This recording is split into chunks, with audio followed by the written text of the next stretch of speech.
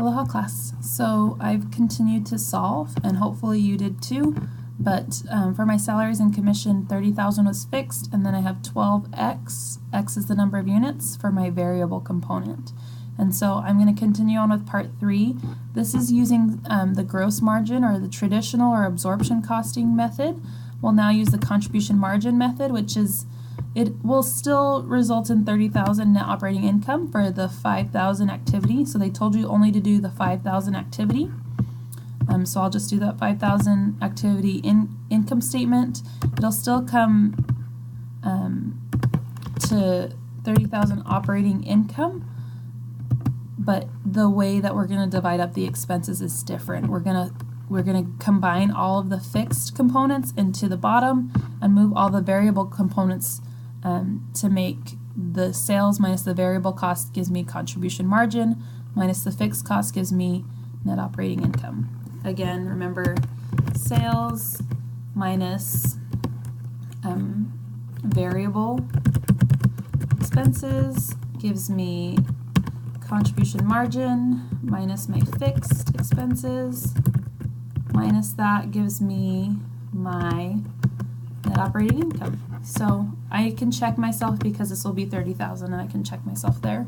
So sales are going to be exactly the same, and I'm going to need cost of goods sold right in the beginning because it's variable. Now I need to add all of my variable costs. So this is fixed, not going to regard that because those are fixed.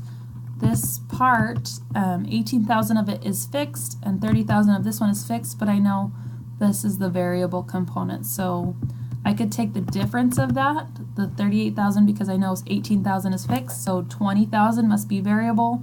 You could also check yourself from 4 times it by x, our x is now 5,000, right? 5,000 times it by 4, because that's my b. So 20,000 is variable of this mixed cost. Because I solved for the fixed component and the variable component, I know 20,000 is variable if the 18,000 is fixed. Again, I know that probably if 30,000 is fixed, then 60,000 must be variable. But I could check myself, 12 times it by the activity.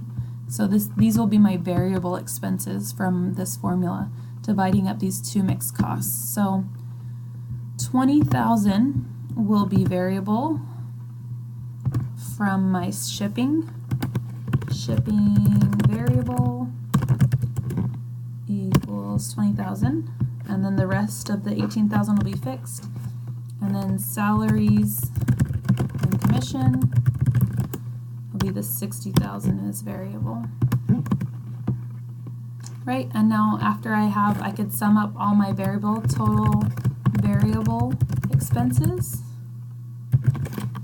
I could sum that up. Yep. And I could move my sales revenue minus my variable would give me my contribution margin. Okay, moving on to just adding my fixed expenses. So I could write fixed expenses, and then I could copy and paste down these ones. The advertising is fixed, the depreciation and insurance is fixed, and then I have my shipping and my salaries. Not all of this is fixed, but just some of it.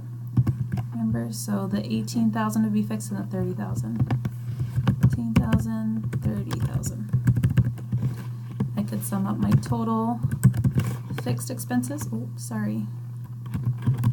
Sum the total of these fixed expenses. Total fixed. This is my contribution margin.